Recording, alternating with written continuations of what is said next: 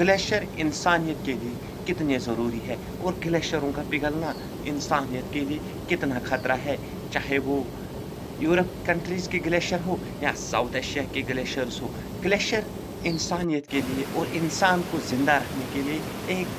अहम भूमिका निभाते हैं और ग्लेशियरों का पानी सीधा इंसानों की बस्ती में फ़िल्टर करके पहुंच जाता है। अगर ग्लेशियर ना रहे तो ज़िंदगी किस तरह जी जाएगी, इस रिपोर्ट में देखिए। माहिरीन ने यह भी कहा कि जिस तरह से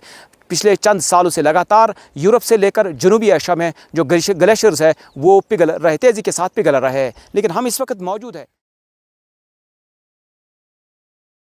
1 किलोमीटर से भी ज़्यादा जो है फ़ासले पे फैला हुआ ये ग्लेशियर है, लेकिन कई लोगों का मानना है कि हमने ज़िंदगी में पहली बार इस तरह देखा ये ग्लेशियर।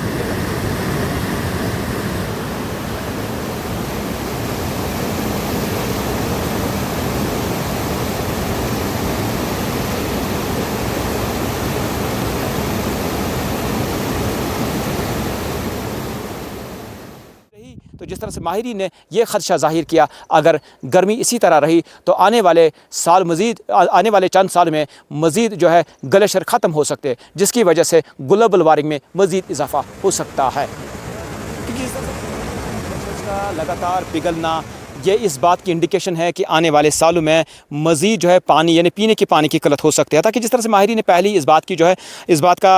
यानी अंदेशा ज़ाहिर किया है कि अगर इसी तरह जो ग्लोबल वार्मिंग रही, यानी अब इसी तरह जो है जो ग्लेशियर्स दुनिया के अंदर है, अगर वो इसी तरह पिघलने लगे हैं तो आने वाले सालों के अंदर या आने वाले चंद सालों के अंदर पानी की हाहाकार हो सकती है। ताकि हम देख रहे हैं कि जिस तरह से पिछले कई सालों से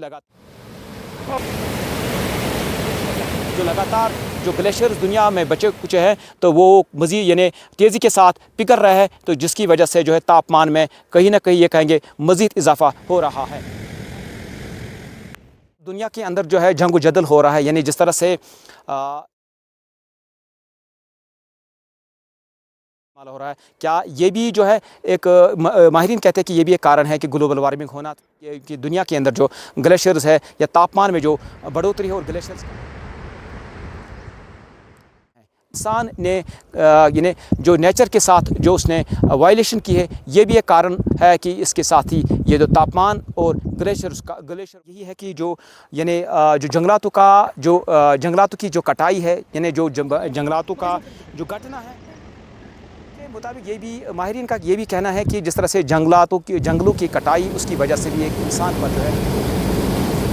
हम ये कहेंगे कि जिस तरह से पहले हम देखते थे कि पूरी दुनिया के अंदर जंगलात जो है वो उनकी काफ़ी ज़्यादा यानी तादाद थी, लेकिन अब आहिस्ता आहिस्ता उन जंगलात, तो उम्मीद है